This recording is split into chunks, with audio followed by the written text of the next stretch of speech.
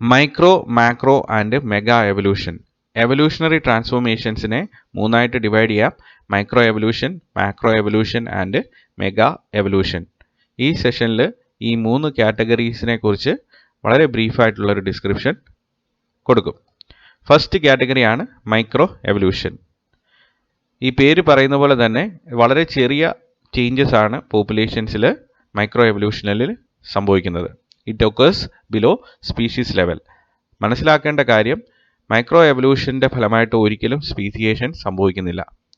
ഒരു സ്പീഷീസിൻ്റെ തന്നെ പോപ്പുലേഷനിൽ ഉണ്ടാകുന്ന റിലേറ്റീവ്ലി സ്മോൾ ചേഞ്ചസിനെയാണ് നമ്മൾ മൈക്രോ എവല്യൂഷൻ എന്ന് പറയുന്ന കാറ്റഗറിയിൽ ഉൾപ്പെടുത്തുന്നത്. ഒരു പോപ്പുലേഷനകത്തുണ്ടാകുന്ന അലീലിക് ഫ്രീക്വൻസിയിലുള്ള ഫ്ലക്ച്വേഷനെ മൈക്രോ എവല്യൂഷനായിട്ട് കൺസിഡർ ചെയ്യാം. ഇത് ആ പോപ്പുലേഷൻ്റെ ജനറ്റിക് ഇക്വിലിബ്രിയത്തെ ഓൾട്ടർ ചെയ്യുന്നു. ഹാർഡി വെയിൻബർഗ് പ്രിൻസിപ്പിൾ പറയുന്ന ആ അലീലിക് ഫ്രീക്വൻസിയുടെ കൺസിസ്റ്റൻസിയിൽ വ്യത്യാസം ഉണ്ടാവുന്നു. അപ്പോൾ ഇത് വളരെ ഗ്രാജുവലായിട്ട് നടക്കുന്ന ഒരു പ്രോസസ്സാണ്. അപ്പോൾ അലീലിക് ഫ്രീക്വൻസിയെ ഡിസ്റ്റർബ് ചെയ്യുന്ന ഫാക്ടേഴ്സ് ഏതൊക്കെയാണ്, അല്ലെങ്കിൽ മൈക്രോ എവല്യൂഷൻ്റെ എലമെൻ്റൽ ഫോഴ്സസ് ഏതൊക്കെയാണ് എന്ന് നമുക്കൊന്ന് നോക്കാം. First one, mutation, then natural selection, genetic drift, then gene flow. ഇതുപോലുള്ള ഫാക്ടേഴ്സിൻ്റെ ഇൻഫ്ലുവൻസ് ഒരു പോപ്പുലേഷനകത്തുള്ള അലീലിക് ഫ്രീക്വൻസിയിൽ ഫ്ലക്ച്വേഷൻസ് ഉണ്ടാക്കും. അത് മൈക്രോ എവല്യൂഷന് കാരണമാകും. ഇപ്പോൾ ഇതിൻ്റെ ബെസ്റ്റ് എക്സാമ്പിൾ എന്ന് പറയുന്നത് ഇൻഡസ്ട്രിയൽ മെലാനിസമാണ്. ഇൻഡസ്ട്രിയൽ മെലാനിസത്തെക്കുറിച്ച് വളരെ ഡീറ്റെയിൽഡ് ആയിട്ട് നമ്മൾ ഡിസ്കസ് ചെയ്തിട്ടുണ്ട്. ഇപ്പോൾ ഇൻഡസ്ട്രിയൽ മെലാനിസത്തിൽ ആഫ്റ്റർ ഇൻഡസ്ട്രിയലൈസേഷൻ ബിസ്റ്റൺ ബെറ്റുലേറിയ എന്ന് പറയുന്ന ആ പർട്ടിക്കുലർ പെപ്പേർഡ് മോത്ത് എന്ന് പറയുന്ന കാറ്റഗറിയിൽ അവയുടെ പോപ്പുലേഷനിലുള്ള അലീലിക് ഫ്രീക്വൻസിയിൽ വ്യത്യാസം ഉണ്ടാവുന്നു. ബിഫോർ 1845 അവിടെ അലീലിക് ഫ്രീക്വൻസിയിൽ ഡോമിനൻസ് വരുന്നത് വൈറ്റ് അല്ലെങ്കിൽ ലൈറ്റ് കളേർഡ് ആയിട്ടുള്ള വെറൈറ്റിക്കാണ്. ഇനി ആഫ്റ്റർ 1845 അവിടെ ഡോമിനൻസ് വരുന്നത് ഡാർക്ക് കളേർഡ് ആയിട്ടുള്ള വെറൈറ്റീസിൻ്റെ അലീൽസിനാണ്. അപ്പോൾ ഈ പോപ്പുലേഷനകത്ത് അലീലിക് ഫ്രീക്വൻസിയിൽ ഫ്ലക്ച്വേഷൻ ഉണ്ടാവുന്നുണ്ട്. പക്ഷേ ഇവിടെ ഒരു സെപ്പറേറ്റ് സ്പീഷീസ് ഒന്നും ഫോം ചെയ്യുന്നില്ല. നാച്ചുറൽ സെലക്ഷനാണ് ഇവിടുത്തെ ഡ്രൈവിംഗ് ഫോഴ്സ് എന്ന് പറയുന്നത്. അത് അലീലിക് ഫ്രീക്വൻസിയെ ചേഞ്ച് ചെയ്യുന്നു. അപ്പോൾ ഇൻഡസ്ട്രിയൽ മെലാനിസം മൈക്രോ എവല്യൂഷനുള്ള ഒരു ബെസ്റ്റ് എക്സാമ്പിളാണ്. മൈക്രോ എവല്യൂഷൻ്റെ ഫീച്ചേഴ്സ് വൺ ബൈ വൺ ആയിട്ട് നമുക്കൊന്ന് അനലൈസ് ചെയ്യാം. Variations are introduced by mutations and recombination. അപ്പോൾ ഓർഗാനിസത്തിൽ വേരിയേഷൻസ് പ്രൊവൈഡ് ചെയ്യുന്ന മേജർ ഫാക്ടേഴ്സ് എന്ന് പറയുന്നത് മ്യൂട്ടേഷനും അതുപോലെ തന്നെ റീകോമ്പിനേഷനുമാണ്. പുതിയ ജീൻസിനെ ഇൻട്രൊഡ്യൂസ് ചെയ്യുന്ന ഒരു ഡ്രൈവിംഗ് ഫോഴ്സാണ് മ്യൂട്ടേഷൻ. അതിനെ പുതിയ ജീൻസിനെ അല്ലെങ്കിൽ അല്ലീൽസിനെ പോപ്പുലേഷനകത്ത് സ്പ്രെഡ് ചെയ്യുന്ന ഫാക്ടറാണ് റീകോമ്പിനേഷൻ. ഇനി ഈ വേരിയേഷനുകളിൽ നാച്ചുറൽ സെലക്ഷൻ ഓപ്പറേറ്റ് ചെയ്യും. അതായത് വേരിയേഷൻസിനെ നമുക്ക് രണ്ട് കാറ്റഗറീസിൽ ഉൾപ്പെടുത്താം: favourable variation and unfavourable variation according to Darwinism. അപ്പോൾ അതിനകത്ത് ഫേവറബിൾ വേരിയേഷൻസ് ഉള്ള ഇൻഡിവിജ്വൽസ് ഡിഫറൻഷ്യൽ റീപ്രൊഡക്ഷൻ വഴി അവ സർവൈവ് ചെയ്യും. The selection occurs by the differential reproduction of genes possessed by the favorable individuals. അപ്പോൾ ഇങ്ങനെ നാച്ചുറൽ സെലക്ഷൻ സംഭവിക്കുമ്പോൾ ആ പോപ്പുലേഷൻ്റെ അലീൽ ഫ്രീക്വൻസിക്ക് ചേഞ്ച് ഉണ്ടാകും. ഇനി അടുത്തതാണ് macro evolution. Macro evolution occurs above species level. അതായത് മൈക്രോ എവല്യൂഷൻ്റെ ഫലമായിട്ട് സ്പീസിയേഷൻ സംഭവിക്കുന്നില്ലെങ്കിൽ മാക്രോ എവല്യൂഷൻ്റെ ഫലമായിട്ട് ഉറപ്പായിട്ടും എന്ത് നടക്കും? സ്പീസിയേഷൻ നടക്കും എന്നുള്ളതാണ്. Macro evolution leads to the fragmentation of population into different groups. ഒരു ആൻസിസ്ട്രൽ സ്റ്റോക്കിനെ പല ഡൈവേർജൻറ്റ് വെറൈറ്റീസ് ആയിട്ട് മാക്രോ എവല്യൂഷൻ മാറ്റും. അപ്പോൾ അങ്ങനെ മാഗ്നിറ്റ്യൂഡ് കൂടിയ ചേഞ്ചസ് ആണ് മാക്രോ എവല്യൂഷനിൽ സംഭവിക്കുന്നത്. A change which occurs on geological time scale. അപ്പോൾ വളരെ ഗ്രാജുവലായിട്ട് നടക്കുന്ന ഒരു പ്രോസസ്സാണ് മാക്രോ എവല്യൂഷൻ എന്ന് പറയുന്നത്. മൈക്രോ എവല്യൂഷൻ ചിലപ്പോൾ നമുക്ക് നമ്മുടെ ലൈഫ് ടൈമിൽ ഒബ്സർവ് ചെയ്യാൻ സാധിക്കും. പക്ഷേ മാക്രോ എവല്യൂഷൻ, ഒരു സ്പീഷീസ് അടുത്ത സ്പീഷീസ് ആയിട്ട് മാറുന്നത് ഒരിക്കലും ഒരാളുടെ ലൈഫ് ടൈമിൽ ഒബ്സർവ് ചെയ്യാൻ പറ്റില്ല. ഇനോർമസ് ആയിട്ടുള്ള ടൈം റിക്വയറിങ് ഒരു പ്രോസസ്സാണ്, അല്ലെങ്കിൽ അങ്ങനെയുള്ള ട്രാൻസ്ഫോർമേഷൻസ് ആണ് മാക്രോ എവല്യൂഷനിൽ സംഭവിക്കുന്നത്. ഇതിൻ്റെ ബെസ്റ്റ് എക്സാമ്പിളാണ് എവല്യൂഷൻ ഓഫ് ഹോഴ്സ്. ഹോഴ്സിൻ്റെ എവല്യൂഷൻ ഏകദേശം 50 മില്യൺസ് ഇയേഴ്സ് അഗോ അയോസിൻ എപ്പോക്കിൽ വെച്ച് നോർത്ത് അമേരിക്കൻ പ്ലെയിൻസിൽ സ്റ്റാർട്ട് ചെയ്തു. അപ്പോൾ ആദ്യമേ ഉണ്ടായിരുന്ന വെറൈറ്റി ഒരു ഡോഗ് അല്ലെങ്കിൽ ഷീപ്പിൻ്റെ ഒക്കെ അത്രയും വലിപ്പമുള്ള ഒരു ബ്രൗസിംഗ് ടൈപ്പ് ഓർഗാനിസം ആയിരുന്നു. പിന്നീട് അതിനകത്ത് സീരീസ് ഓഫ് പ്രോഗ്രസീവ് ചേഞ്ചസ് നടന്നു. അതിൻ്റെ ഓവറോൾ സൈസിന് ഇൻക്രീസ് ഉണ്ടായി, അതിൻ്റെ ലിംസിൻ്റെ ലെങ്ത്തിന് വ്യത്യാസമുണ്ടായി, ലിംബിൻ്റെ ആർക്കിടെക്ചറിന് വ്യത്യാസമുണ്ടായി, അതായത് ഡിജിറ്റ്സ് ഹൂഫായിട്ട് ഫൈനലി മോഡിഫൈഡ് ആയി. അപ്പോൾ ഇതിനെക്കുറിച്ച് ഡീറ്റെയിൽഡ് ആയിട്ട് നമ്മൾ ഡിസ്കസ് ചെയ്തിട്ടുണ്ട്. അപ്പോൾ ഓർത്തോജെനസിസ് എന്ന് പറയുന്ന പ്രോസസ്സാണ്, അങ്ങനെയുള്ളൊരു ട്രാൻസ്ഫോർമേഷനാണ് എവല്യൂഷൻ ഓഫ് ഹോഴ്സിൽ സംഭവിക്കുന്നത്. അപ്പോൾ ഇവിടെ നോക്കുകയാണെങ്കിൽ ഓരോ ഹോഴ്സ് വെറൈറ്റിയും ഓരോ സ്പീഷീസാണ്, ഓരോ കാറ്റഗറിയാണ്, ഹയർ കാറ്റഗറിയാണ്. അപ്പോൾ ലാർജ് സ്കെയിൽ മോഡിഫിക്കേഷൻസ് ഈ ഓർഗാനിസത്തിൽ വളരെയേറെ വർഷങ്ങളെടുത്ത്, ജിയോളജിക്കൽ ടൈമിൻ്റെ കൂടുതൽ സമയമെടുത്ത്, സ്പാൻ എടുത്ത് സംഭവിച്ചിരിക്കുകയാണ്.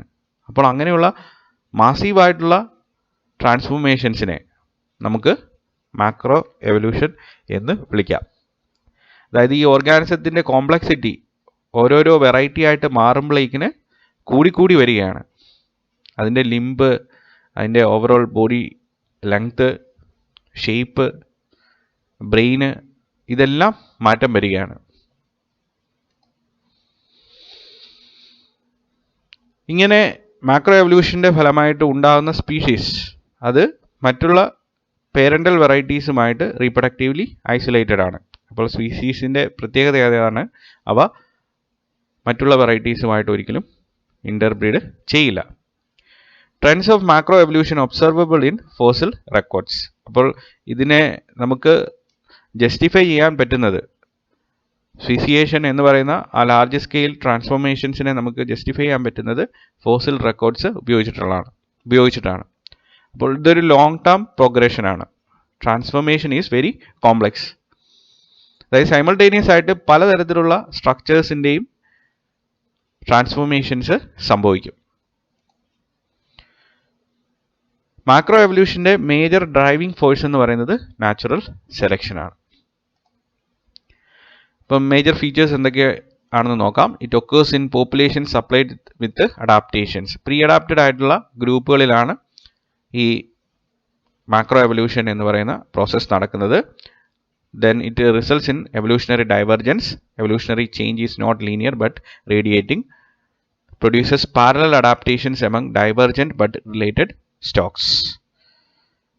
It can sometimes lead to mass extinction. ചിലപ്പോൾ മാക്രോ എവല്യൂഷൻ്റെ ഫലമായിട്ട് മാസ് എക്സ്റ്റിങ്ഷൻ ഉണ്ടാകാനുള്ള സാധ്യതയും ഉണ്ട്. ഇനി അടുത്താണ് മെഗാ എവല്യൂഷൻ എന്ന് പറയുന്നത്. വളരെ ലാർജ് സ്കെയിൽ ആയിട്ടുള്ള ട്രാൻസ്ഫോർമേഷൻസ് ആണ്. ഇവിടെ സ്പീഷീസ് ലെവലിനേക്കാളും മുകളിലാണ് ട്രാൻസ്ഫോർമേഷൻസ് നടക്കുന്നത്. അതായത് ഫാമിലീസ്, ജനറ, ഓർഡേഴ്സ്, ഫൈലം, ഇതൊക്കെ ഉണ്ടാകുന്നത് മെഗാ എവല്യൂഷണറി ട്രാൻസ്ഫോർമേഷൻസ് വഴിയാണ്. അപ്പോൾ ഇതെങ്ങനെ സംഭവിക്കുന്നു എന്ന് ചോദിച്ചു കഴിഞ്ഞാൽ, ഏതെങ്കിലും ഒരു ആനിമൽ ഗ്രൂപ്പ് അത് പുതിയ തരത്തിലുള്ള എൻവയോൺമെൻറ്റൽ കണ്ടീഷൻസ് അല്ലെങ്കിൽ എൻവയോൺമെൻറ്റൽ നിഷ് അവിടേക്ക് എക്സ്പ്ലോർ ചെയ്ത് ആ പർട്ടിക്കുലർ എക്കോളജിക്കൽ റോള് ഒക്യുപ്പൈ ചെയ്യാൻ വേണ്ടി ശ്രമിക്കുന്നു. ആ ശ്രമം അവ സക്സസ്ഫുള്ളായിട്ട് കംപ്ലീറ്റ് ചെയ്യുവാണെങ്കിൽ അതിൻ്റെ അർത്ഥം അവ ഒരു പുതിയ ഗ്രൂപ്പായിട്ട് മാറാനുള്ള സാധ്യത ഉണ്ട്. ഫോർ എക്സാമ്പിൾ, അക്വാട്ടിക് ആയിട്ടുള്ള ഓർഗാനിസംസിൽ നിന്ന് ടെറസ്ട്രിയൽ ആയിട്ടുള്ള ഓർഗാനിസംസ് ഫോം ചെയ്യുന്നു. അപ്പോൾ അക്വാട്ടിക് ഫോംസ് ഈ ടെറസ്ട്രിയൽ എൻവയോൺമെൻറ്റ്, ലാൻഡ് എൻവയോൺമെൻറ്റ് എന്ന് പറയുന്ന പുതിയ എക്കോളജിക്കൽ കണ്ടീഷൻസ്, എക്കോളജിക്കൽ നിഷ് അവിടെ എക്സ്പ്ലോറേഷൻ നടത്തി എസ്റ്റാബ്ലിഷ്ഡ് ആണ്.